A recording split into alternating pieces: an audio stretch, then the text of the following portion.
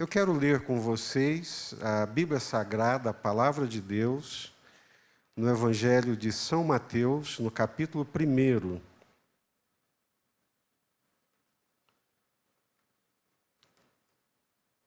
Nós estamos nos aproximando do Natal e sempre trazemos à nossa memória o nascimento do Senhor Jesus, e eu quero ler uma passagem que fala sobre isso, Mateus capítulo 1, a partir do versículo 18.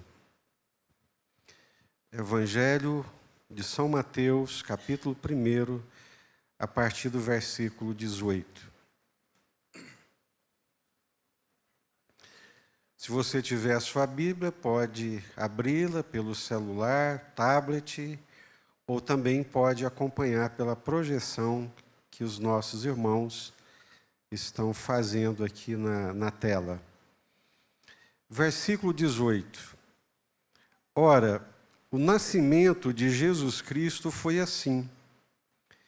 Estando Maria, sua mãe, desposada com José, sem que tivessem antes coabitado, achou-se grávida pelo Espírito Santo. Mas José, seu esposo, sendo justo e não a querendo infamar, resolveu deixá-la secretamente.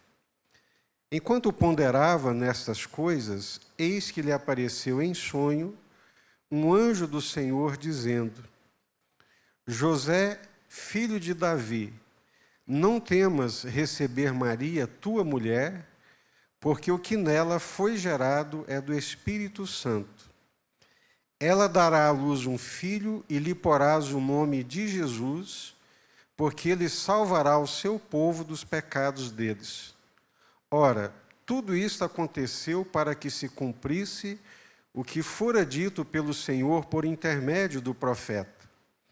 Eis que a virgem conceberá e dará à luz um filho, e ele será chamado pelo nome de Emanuel, que quer dizer Deus conosco. Despertado José do sono, fez como lhe ordenara o anjo do Senhor e recebeu sua mulher. Contudo, não a conheceu enquanto ela não deu à luz um filho, a quem pôs o nome de Jesus. Vamos orar? Curva sua cabeça nesse instante. Vamos pedir a Deus que fale ao nosso coração nessa noite.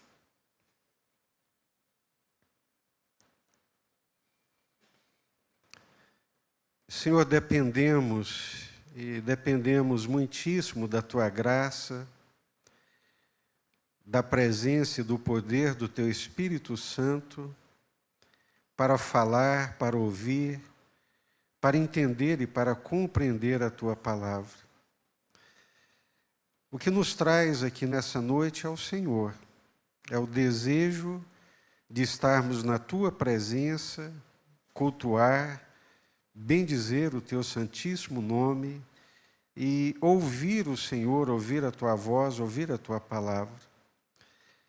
Senhor, livra-nos de todas as perturbações, de todas as inquietações, do cansaço, da fadiga, da frieza espiritual.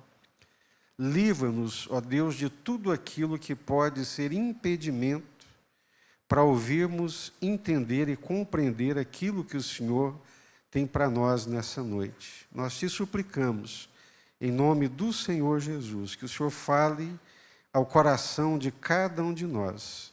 Essa é a nossa súplica para a Tua glória e para o Teu louvor, Pai. Em nome de Jesus.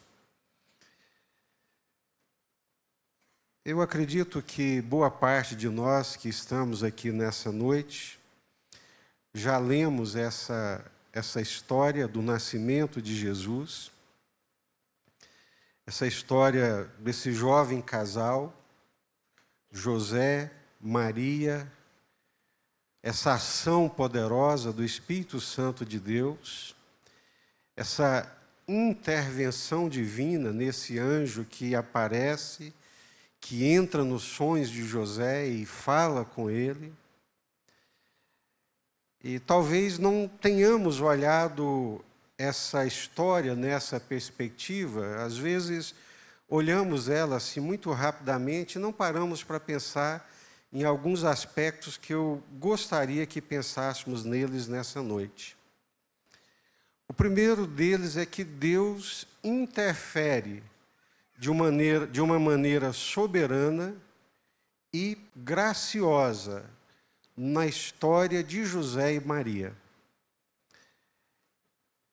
É de fundamental importância nós entendermos que o Deus da Bíblia, o nosso Deus, é um Deus vivo, não é um Deus que está a quilômetros de distância, mas é um Deus presente que ouve as nossas orações, que interfere na história, que conduz esse mundo, a história desse mundo, mas que também interfere na história da nossa vida. Todos nós que conhecemos Deus por meio de Jesus Cristo, que andamos com Deus, nós temos essa convicção, essa certeza e essa segurança no nosso coração de que esse Deus a quem nós servimos é um Deus presente e um Deus que interfere, que Ele tem o poder e a liberdade para poder agir na nossa vida também. Amém?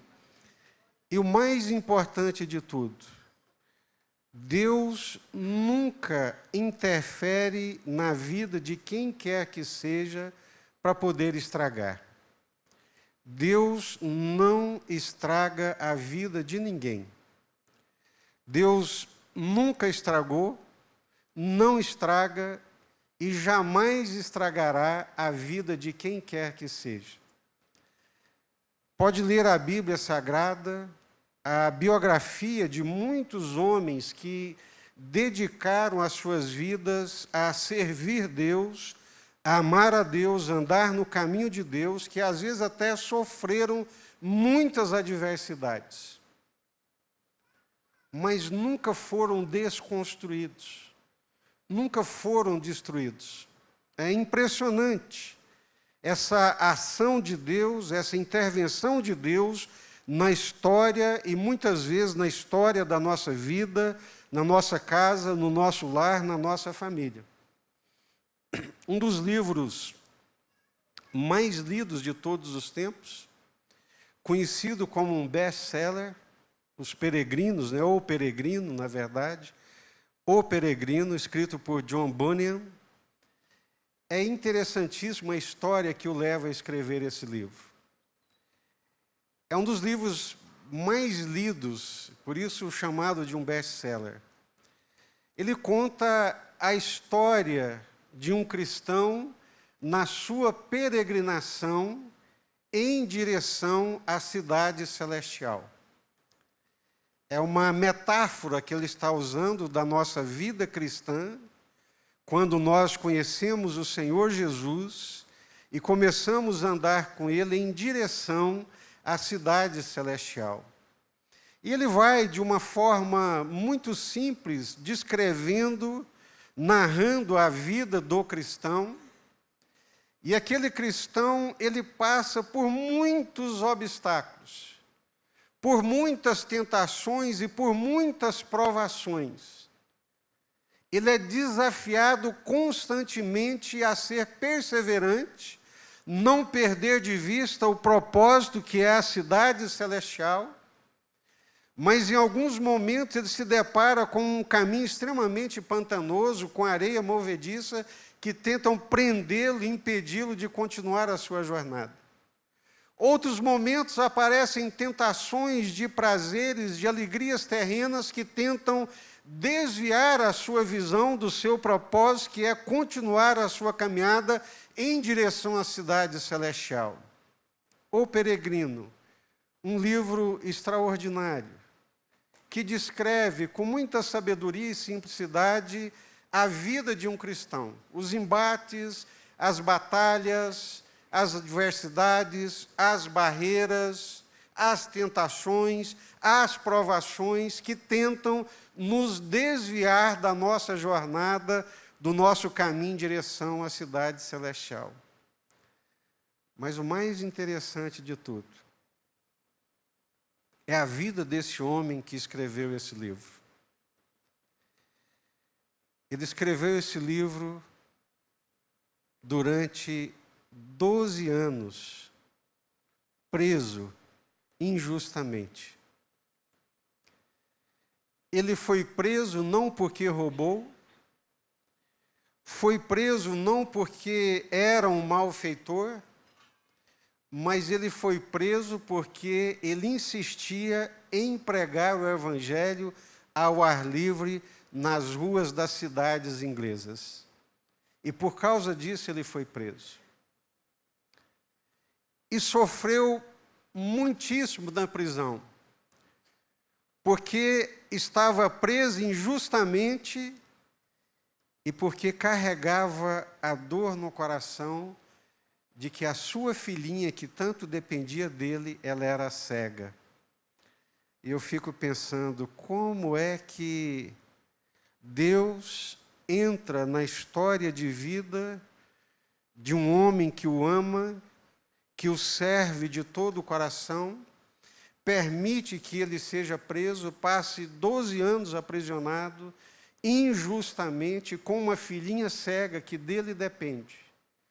Mas foi nesse vale, foi nessa noite escura, foi nesse túnel de escuridão, que ele conheceu profundamente Deus. E através dessa profunda adversidade, escreve um livro que é um marco na história de vida dos cristãos em todos os tempos. E se você não leu esse livro, eu te aconselho a ler, porque vale a pena.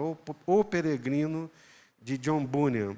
Ou seja, Deus entra na história de vida de John Bunyan e de muitos outros. Me lembro da forma como o Evangelho chegou aqui para nós no Brasil. Um dos pioneiros que veio dos Estados Unidos para trazer o Evangelho para nós, um jovem de 20 e poucos anos, 26 anos de idade, ao sair dos Estados Unidos, debaixo de um banho de lágrimas dos seus pais, dizendo: o que você vai fazer no Brasil? Por que você não serve Deus aqui nos Estados Unidos? Brasil, as pessoas estão morrendo de febre amarela, de tifo. É muito perigoso, é muito arriscado você ir para o Brasil. E a resposta dele foi: o lugar mais seguro para um ser humano estar é no centro da vontade de Deus. Ele veio para o Brasil com 26 anos de idade, voltou para os Estados Unidos, casou-se, trouxe a sua esposa para cá, ela ficou grávida, deu à luz a uma filhinha e morreu com 20 e poucos anos de idade, deixando o viúvo com a filha pequena. Esse jovem morre aos 33 anos de idade. É um dos primeiros missionários presbiterianos que veio pregar o Evangelho no Brasil no ano de 1859. Morre aos 33 anos de idade. Da nossa perspectiva humana, poderíamos imaginar que a vida dele foi um desastre. Que essa intervenção divina de mover-lhe o coração para pregar o Evangelho num território inóspito foi uma cilada, e que ele se deu muito mal, e de que se ele estivesse nos Estados Unidos teria sido muito melhor para ele, teria vivido muitos anos. Mas nós nos esquecemos que a perspectiva de Deus é completamente diferente da nossa. Esse moço morreu aos 33 anos de idade. Deixou o Evangelho plantado, igrejas plantadas, deixou um periódico que passou a circular ali pelas igrejas, instruindo-as doutrinariamente. Deixou como que uma escola bíblica para que novos obreiros fossem formados. 33 anos de idade, 7 anos de ministério e um legado de 150 anos que nos alcança até os dias de hoje pelas igrejas presbiterianas que estão plantadas aqui no Brasil. Deus interfere, sim, na história da nossa vida. E sempre de uma maneira graciosa. Eu fico olhando para esses dois jovens, dois garotos, dois meninos, José e Maria.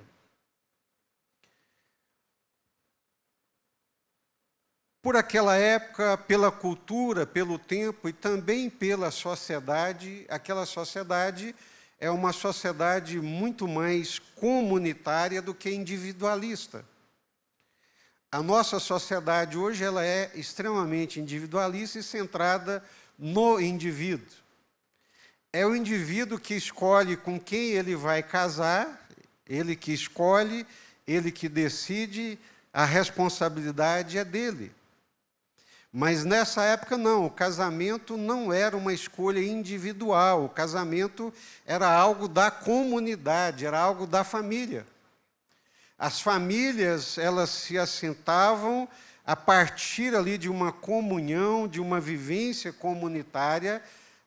O pai dizia, olha, eu tenho um filho na idade de casar, e o outro pai dizia, eu tenho uma filha, eu acho que vai dar certo. E ali, entre os pais e os filhos, formavam-se uma aliança. E o texto que nós acabamos de ler diz que José e Maria estavam desposados. Ou seja, havia um compromisso, havia já uma aliança. Isso era considerado como um casamento. Ora, o nascimento de Jesus Cristo foi assim. Estando Maria, sua mãe, desposada com José, já havia sido feita uma aliança, um compromisso. Isso equivalia a um casamento. Os dois estavam apenas aguardando o tempo e o momento de irem morar juntos, mas legalmente, biblicamente, de acordo com os costumes da época, aquilo já era um casamento. Agora pensa comigo. Casamento marcado, famílias aliançadas, José esperando o momento de receber a sua esposa, e quando ele vai recebê-la, ele percebe que ela está grávida. E nós lemos aí no texto. Estando Maria desposada com José. Já estavam casados. Juridicamente casados, legalmente casados. Sem que tivessem coabitado. Não havia ainda a consumação da junção carnal do casamento, mas o casamento já havia acontecido. E José vem todo feliz para receber a sua esposa, e chega, a moça está grávida. Uai, Maria, mas nós não mantivemos relação sexual?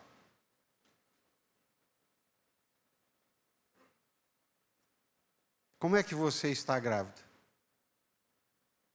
Como é que você vai explicar um negócio desse?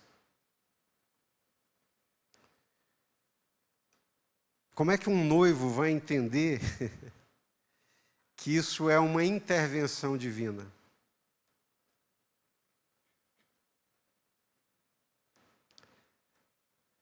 Sem que antes tivessem coabitado, achou-se grávida do Espírito Santo. Foi o Senhor. O Senhor entrou na vida desse casal de uma forma soberana, contou para Maria o que ele ia fazer. O evangelista Lucas, no seu evangelho, São Lucas, narra que o anjo Gabriel, enviado pelo Senhor, vem até Maria e diz, ó, agraciada do Senhor. Deus olhou para você o Espírito Santo de Deus vai te envolver. E você vai ficar grávida dessa ação divina, dessa ação soberana, dessa ação sobrenatural do Espírito Santo. É uma ação divina, é uma intervenção de Deus na história, é um ato de Deus. Mas, gente, eu estou vivendo a minha vida aqui cotidianamente. Eu tenho planos com o José tem planos comigo. Nós estamos aqui sonhando com esse momento do nosso encontro para a consumação do nosso casamento e Deus vem e se mete no meio dessa história.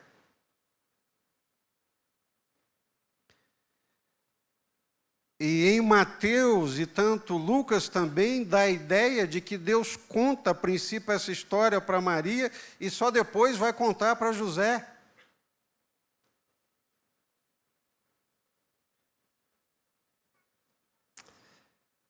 E aí eu fico pensando, Maria diz, eis aqui a tua serva, faça-se a tua vontade.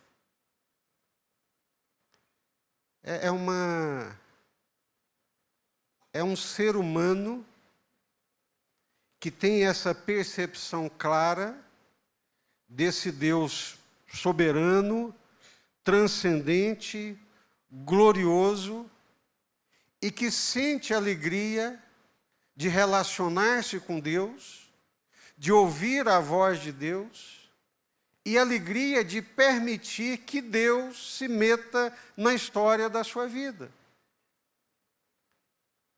Ela tem planos, ela tem sonhos, mas Deus resolve entrar nesses planos, nesses sonhos. E aí, depende da relação que se tem com Deus. Aí depende da forma como você olha para Deus. Você olha para Deus como um ídolo manipulável,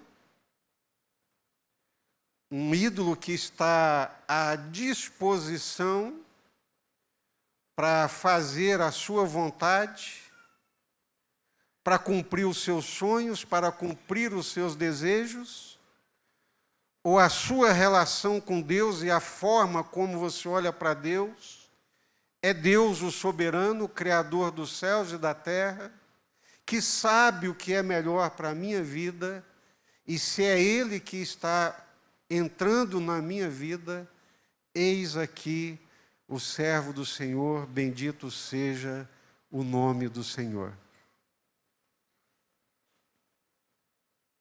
O que faz a diferença aqui é a compreensão que nós temos de Deus.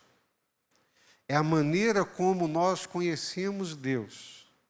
É a forma como nós nos relacionamos com Deus. No tempo presente, nós estamos muito mal ensinados, muito mal acostumados, muito mal doutrinados. Nós olhamos para Deus como alguém que tem todo o poder para realizar os nossos anseios, os nossos sonhos, os nossos desejos e as nossas vontades. E nos esquecemos da mais simples oração que Jesus ensinou para os seus discípulos.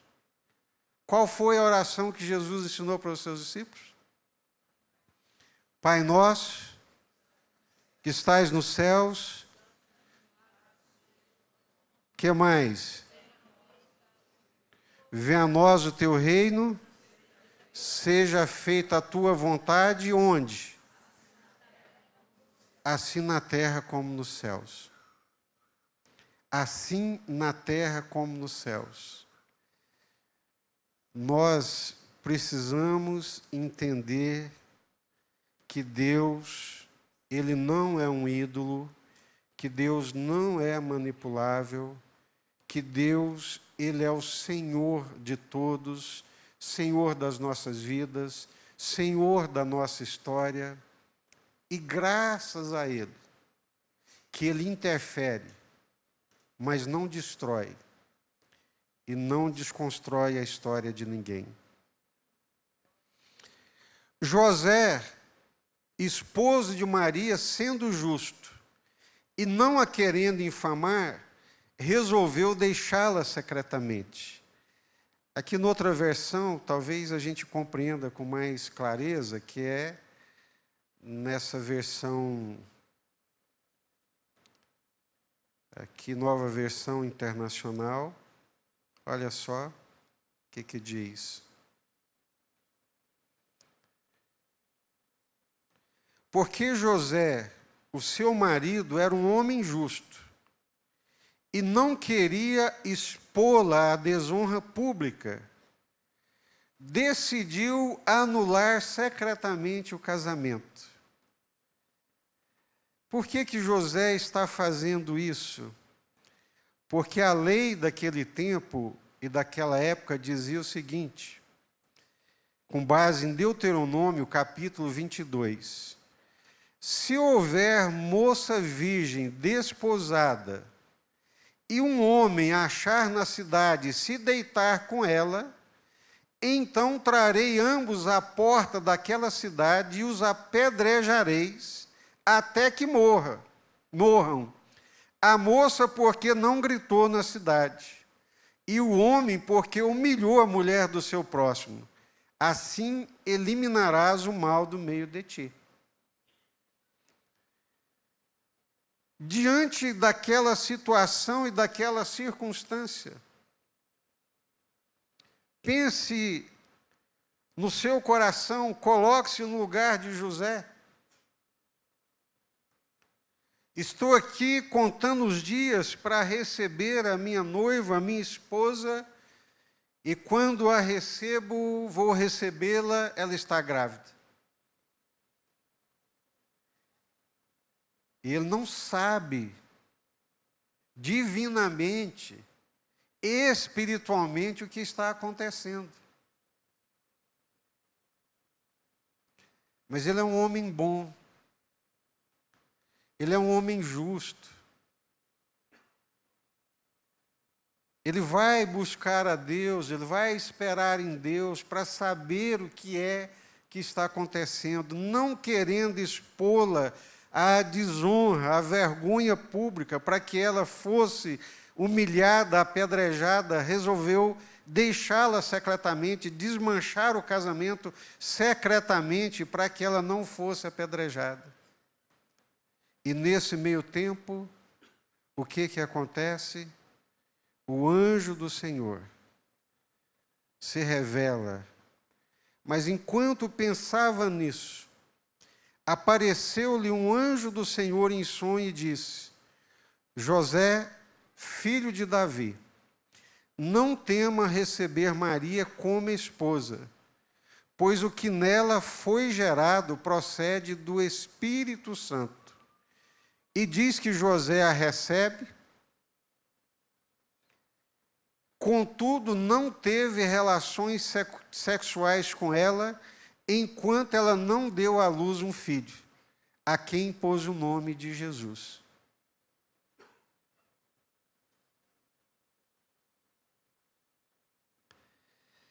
Recebe Maria, José. Isso é obra de Deus. Isso é uma ação divina. É intervenção de Deus na história.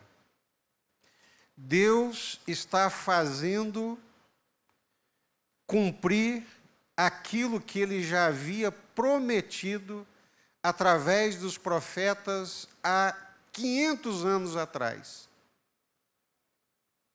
Receba a sua mulher, porque o que está nela é gerado pelo Espírito Santo, conforme profetizou o profeta Isaías.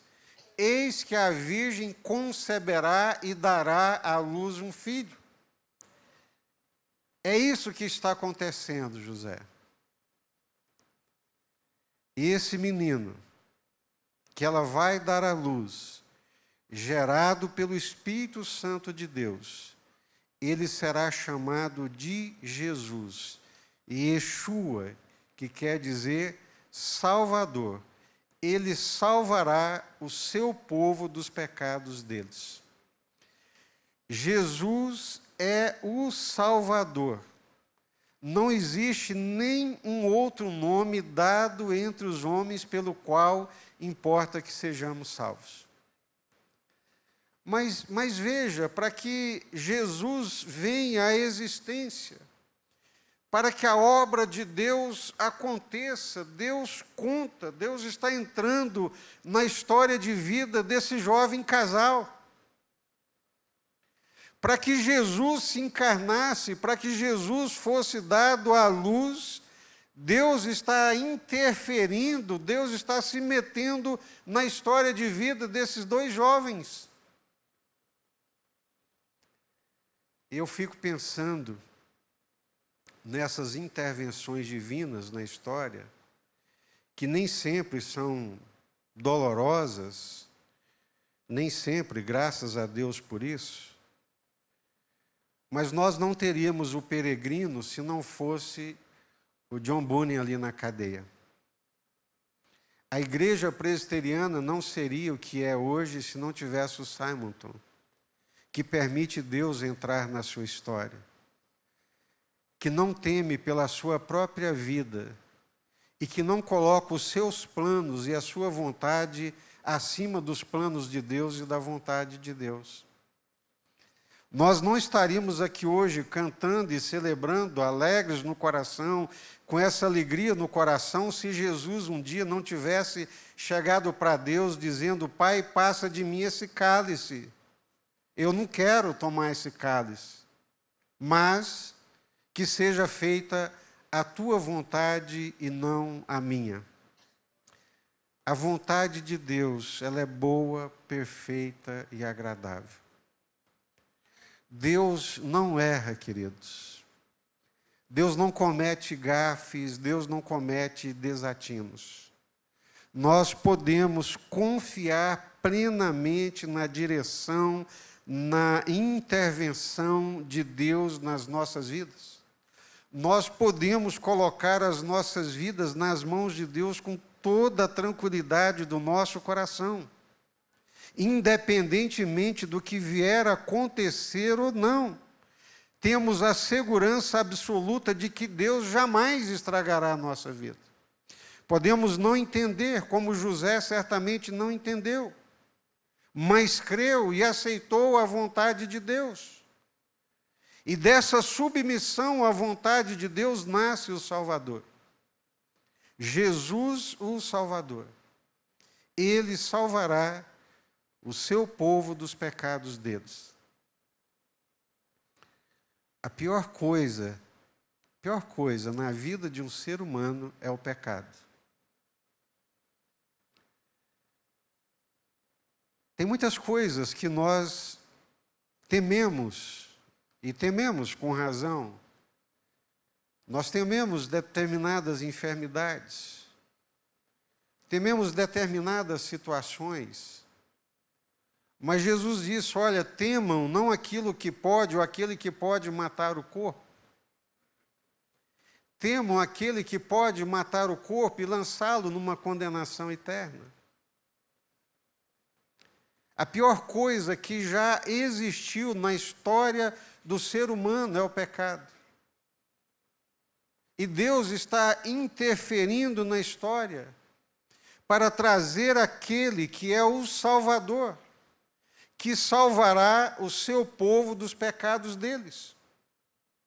Porque a pior coisa que existe para a história da humanidade é o pecado, essa maldade inerente, que passam anos, sai anos, o homem evolui tecnologicamente, avança tecnologicamente, mas não avança, não evolui moralmente, não evolui espiritualmente.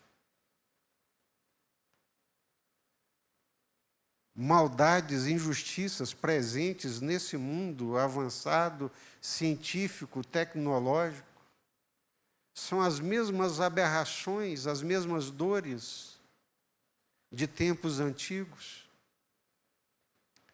Porque o pecado é presente na vida desse ser humano. E o único que pode redimir, que deu a sua vida, todo aquele que comete pecado é escravo do pecado. Mas se o Filho, que é Jesus, vos libertar, verdadeiramente sereis livres. José, não temas, sou eu que estou fazendo isso. É a minha intervenção na história. E vocês fazem parte dessa história.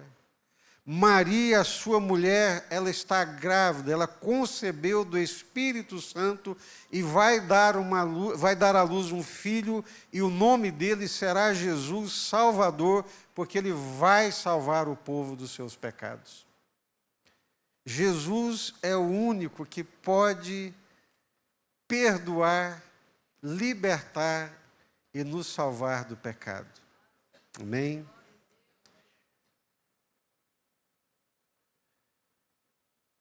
E ele também será chamado de Emanuel, que quer dizer Deus conosco. Jesus é Deus conosco. Deus vindo até nós. O homem se distancia, se afasta, se perde, mas Jesus é Deus conosco. Deus vem até nós. Deus não nos deixa entregues à nossa própria sorte. Quando nós lemos as parábolas de Lucas, capítulo 15,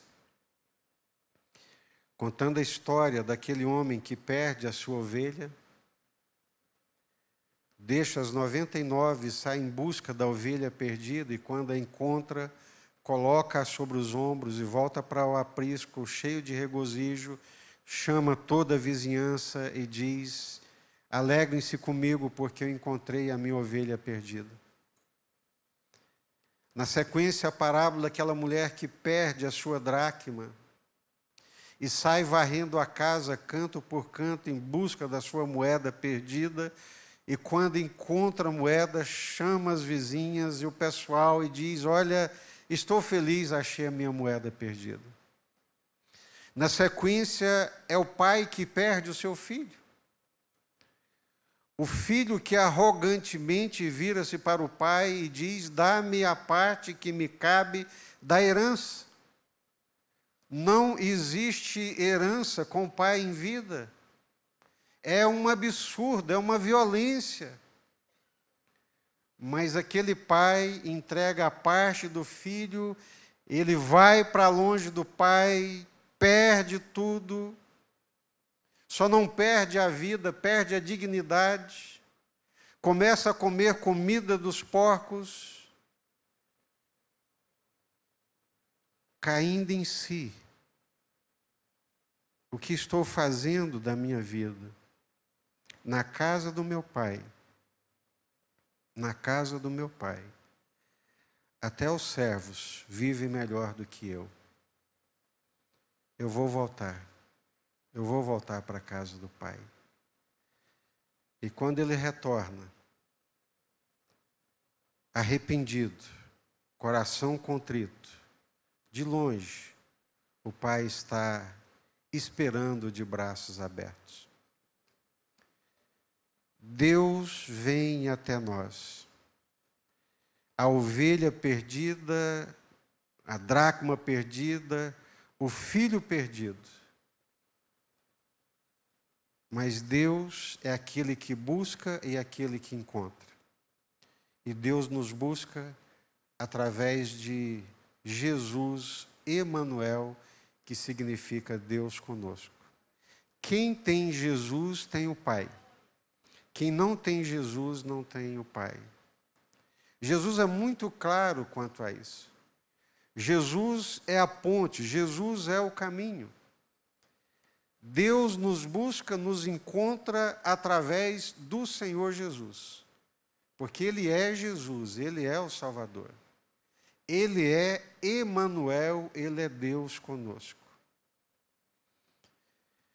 O Deus soberano, Criador dos céus e da terra, resolve entrar na história de vida de duas pessoas comuns, que viviam suas vidas cotidianas de uma maneira muito simples. José era um artesão, base da pirâmide, filho de carpinteiro, carpinteiro também. Não era um homem da high society, não estava no topo da pirâmide, muito pelo contrário, era um homem simples. Maria também, uma jovem comum, que estava desposada com esse jovem carpinteiro. O plano eterno de Deus passa pela vida desses dois. Maria, o Espírito Santo virá sobre ti, e você vai conceber do Espírito Santo. Seja feita a vontade do Senhor. Pai nosso que estais nos céus, santificado seja o teu nome. Que venha a nós, que venha o teu reino. Seja feita a tua vontade, assim na terra como nos céus. A vontade de Deus não tem resistência nos céus. A vontade de Deus tem resistência na terra. Seja feita a tua vontade, assim na terra como ela é feita nos céus. Que a vontade de Deus seja feita aqui na terra, assim como ela é feita nos céus. Maria, o Espírito Santo virá sobre ti. Ah, Senhor, não vai dar, não. Para que isso? Eu já estou casada. O que eu vou explicar para o José? Como é que vai ser nossa vida? O casamento vai ser desmanchado, ele não vai entender, não vai compreender. José, receba Maria, meu filho, porque ela está grávida, sim, mas ela está grávida do Espírito Santo. Ah, Senhor, que história é essa? Eu não casei para ficar com a mulher grávida? Não. Seja feita a vontade do Senhor. Descubra, querido irmão, querida irmã, a alegria que é viver os planos de Deus, viver a vontade de Deus, dizer para Deus: Senhor, faça-se a tua vontade na minha vida. Eu não quero viver para mim, eu quero viver para o Senhor. Eu quero viver para o Senhor. É difícil, queridos.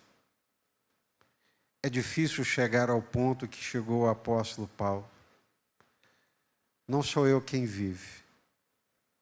Essa vida que eu vivo aqui na carne não sou eu, nem é para mim. Essa vida que eu vivo é para o Senhor. É para a glória do Senhor. É Moisés.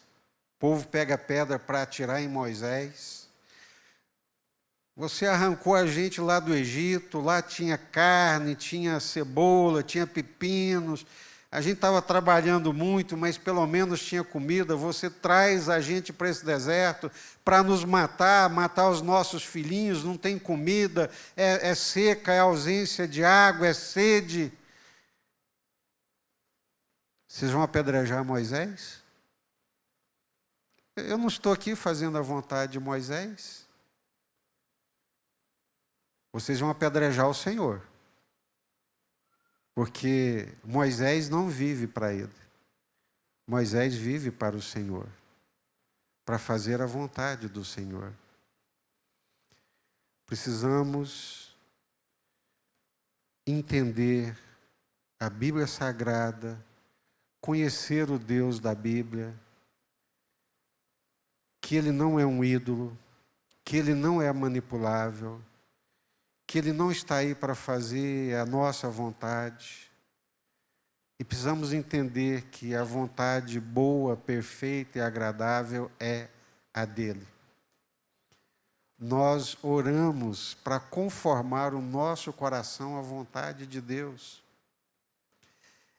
Imagine se eu vou orar para Deus fazer a minha vontade. Eu estaria colocando a minha vontade acima da dele. Como se a minha vontade, como se eu soubesse o que fosse melhor para mim.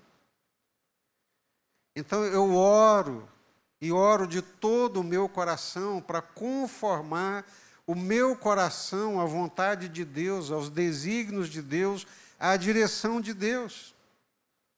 Seja feita a tua vontade. A vontade do Senhor é boa, perfeita, agradável. O Senhor entra na história da nossa vida, da forma como lhe apraz. E nós temos a certeza que, embora não compreendamos perfeitamente, se é Deus, isso vai chegar num porto seguro. Contei para vocês, me lembro, há alguns anos atrás, há 20 anos atrás, eu estava em Belém do Pará, estava ali ainda convalescendo, ainda acertando o rumo da vida. Ele chegou para mim e disse: pastor, eu não sei o que é pior. Eu não sei o que é pior, estar no mar revolto, com ondas bravias, turbulento, ou se é o mar calmo, que não sopra um vento, você não sabe para onde vai. A minha vida está assim, está nesse mar calmo, sossegado, não sopra nada, não move nada, e eu também não sei para onde ir. Ele estava convalescendo de uma malária, tinha internado, paralisado rins, família chamada, estava prestes a morrer. Deus miraculosamente trouxe a vida, restaurou a saúde dele. Ele queria voltar para Angola, as portas não se abriam. Tentou entrar por Portugal para chegar em Angola, as portas não se abriram, as águas não se moviam, não havia movimento nenhum.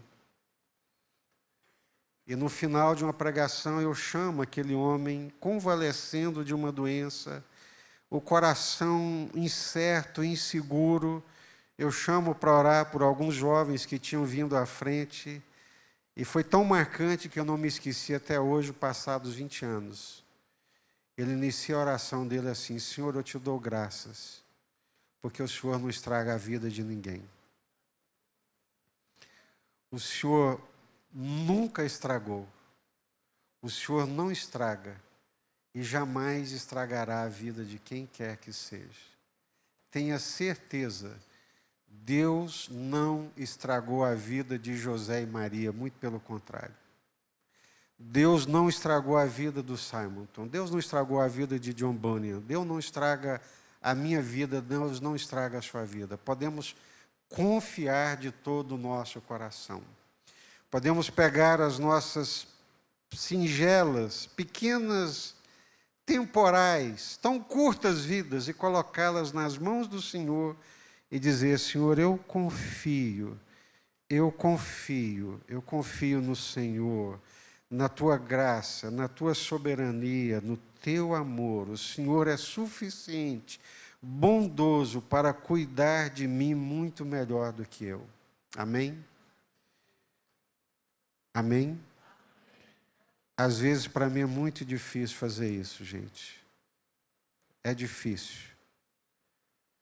É difícil entregar quando não se vê nada, quando os ventos não se movem.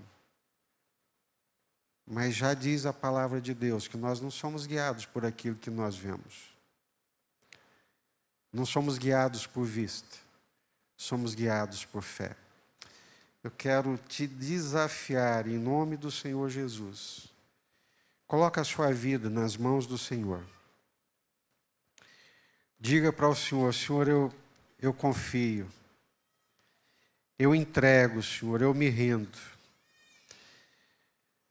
Não importa se são águas bravias, violentas, se são águas calmas. Não importa que o plano não está saindo do jeito que eu planejei, mas eu confio. Eu confio, Senhor, eu confio. Eu confio de todo o meu coração. O que eu vejo não me anima. O que eu estou vivendo está difícil, mas eu confio, Senhor. Eu confio. Emanuel, Deus conosco, o Senhor está conosco. Jesus veio para trazer o Senhor para habitar em nós, habitar conosco. Eu confio em Ti, Senhor. Eu confio em Ti, confio de todo o meu coração.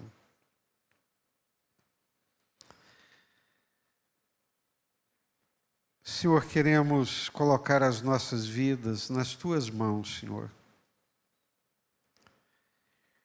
A Deus, esse mundo de tantas inquietações, de tanta insegurança, de tantas incertezas, de tantos temores, de tantas adversidades. Corrói, Deus, a nossa esperança, a nossa confiança. Parece que os planos não se concretizam. Parece que o barco nunca chega no porto seguro. Mas nessa noite, em nome do Senhor Jesus, nós queremos colocar os nossos olhos no Senhor, a nossa confiança no Senhor, a nossa segurança no Senhor.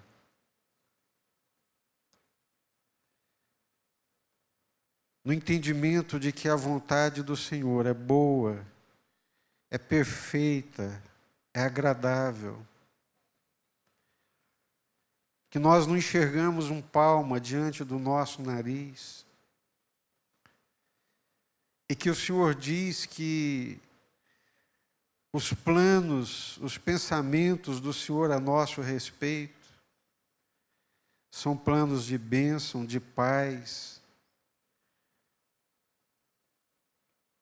Ajuda-nos, ó Deus, nessa peregrinação. Somos peregrinos, Senhor. A nossa pátria, a nossa cidade não é aqui.